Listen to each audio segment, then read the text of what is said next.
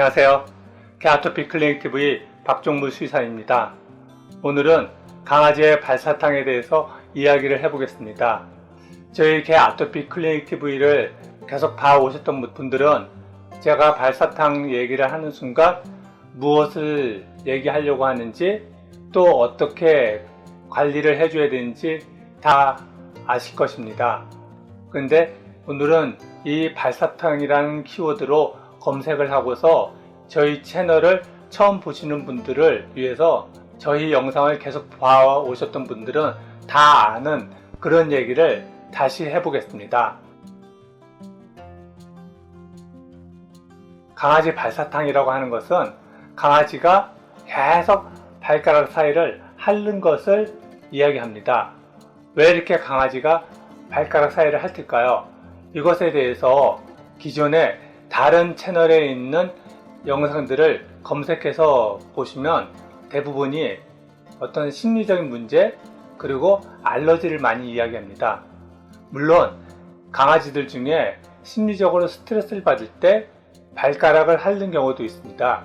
그거는 동물원에서 많은 동물들이 너무 단조로운 생활로 인해서 무기력하고 또 스트레스를 받으니까 자기의 발가락을 핥거나 아니면 자기 피부를 긁거나 아니면 무의미한 반복적인 행동하는 그것을 정형 행동이라고 하는데 그런 정형 행동을 보이는 경우가 많습니다.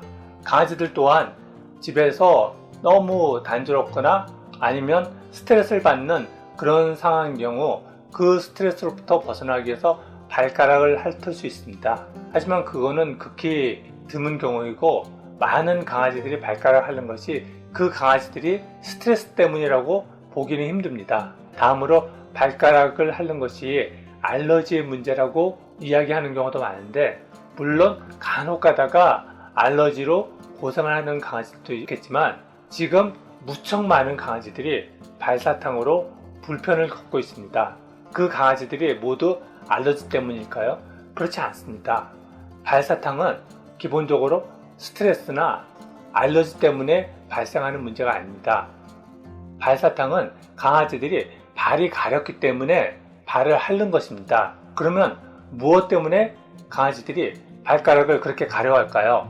그것은 알게 모르게 몸에 들어오는 다양한 화학물질들 때문입니다.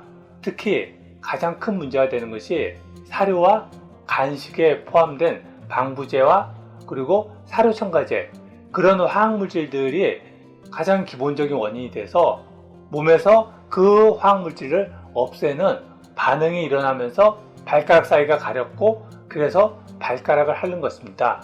이런 부분이 처음 듣는 분들은 그게 무슨 상관이 있을까라는 그런 생각을 할지 모릅니다. 제가 예전에도 한번 말씀을 드렸던 적이 있는데 제가 예전에 이 센베 과자를 좋아했습니다. 그래서 간혹가다 사 먹고 했는데 지금은 사 먹지를 않습니다. 왜냐하면 길가에 트럭에서 저 과자를 사 먹고 나면 하루 이틀 지나면서 손가락 사이가 엄청 가려워졌습니다. 처음에는 그 원인을 잘 몰랐는데 몇 번 이렇게 반복되다 보니까 저 과자를 사 먹고 나서부터 그렇게 가렵다는 걸 알게 됐습니다. 또 저 과자뿐만 아니라 가끔 가다가 어떤 사탕이나 과자를 사 먹고 나면 손가락 사이가 그렇게 그것은 느껴보지 않은 사람은 어떻게 얘기하기도 힘든 손가락 저 안에 뼈 있는 부분부터 엄청나게 가려운 그런 가려움증을 겪게 되었습니다. 이런 반응들이 왜 일어날까요? 이게 알러지 때문일까요? 알러지 반응이 아닙니다. 이거는 저 과자나 아니면 사탕 그런 것에 어떤 음식 첨가물이 들어갔고 그것으로 인해서 제 몸에서 그 화학물질을 제거하기 위한 염증 반응이 저 피부 안에서 발생하는 것입니다. 그것을 해결할 수 있는 방법은 뭘까요? 당연히 저 과자를 먹지 않는 것입니다. 그래서 저 과자를 먹지 않은 이후로 손가락 사이가 그렇게 가려운 적이 없었습니다. 또 가끔 가다가 그런 비슷한 반응이 있는 경우 그 즈음에 어떤 것을 먹었는지 고민해보고 그것을 갖다가 끊는 경우 그런 증상이 나타나지 않았습니다. 강아지 또한 마찬가지입니다. 강아지들이 발가락을 하는 거, 그거는 피부 표면의 문제가 아닙니다. 간혹 발가락 사이가 핥을 때 동물병원에 가서 검사를 해보면 세균이나 아니면 말라세지아가 검출되고, 그러면 이제 그게 문제라고 해서 약을 처방받는 경우도 있습니다. 하지만 세균이나 말라세지아는 원래 피부에 정상적으로 있는 애들이고, 근데 이게 어떠한 원인으로 인해서 과다하게 증식된 것이 문제입니다. 무엇이 이 세균과 말라세지아를 과다하게 증식되도록 만들었을까요? 그거는 강아지들이 발가락 사이에 가려움증이 있고 계속 핥고 그러면서 습진이 되고, 그런 상황에서 세균이나 말라세지아가 과다하게 증식된 것입니다. 이거는 일차적으로 세균이나 말라세지아의 문제가 아니라 발가락 피부 안에서 가려움증이 있는 것, 그 자체가 문제입니다.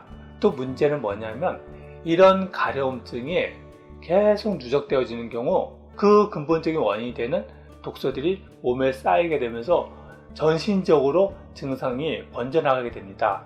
그래서 기병이 생기기도 하고, 그리고 또 시간이 지나면 전신적인 아토피 증상이 유발되게 됩니다.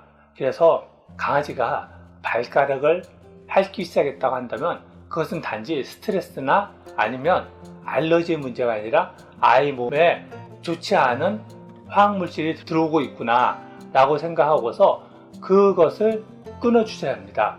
그 첫 번째는 지금 먹고 있는 사료, 간식, 그것입니다. 그래서 방부제와 사료첨가제가 포함되지 않은 그런 먹거리로 바꿔주시는 경우 시간이 지나면서 그런 증상이 서서히 사라집니다. 이것이 정말 중요한 것은, 지금은 발가락 사이 약간씩 핥는 그런 불편한 정도가 문제가 되겠지만, 시간이 지나면 지날수록 다양한 피부 증상들로 심해지게 됩니다. 그러니 지금 발가락 사이를 핥는 발사탕으로 고생하는 반려견을 돌보신 분들은 강아지의 먹을 것을 좀 더 건강한 먹거리로 바꿔주실 것을 권해드립니다. 그러면 강아지의 발사탕 문제뿐만 아니라 앞으로 발생할 수 있는 다양한 건강과 관련된 문제를 예방하는 데 큰 도움이 될 것입니다. 네, 저희 개아토피 클리닉 TV는 개 아토피와 관련된 다양한 내용을 전달해 드리려고 노력하고 있습니다. 도움이 되셨다면 구독과 추천 부탁드립니다. 감사합니다.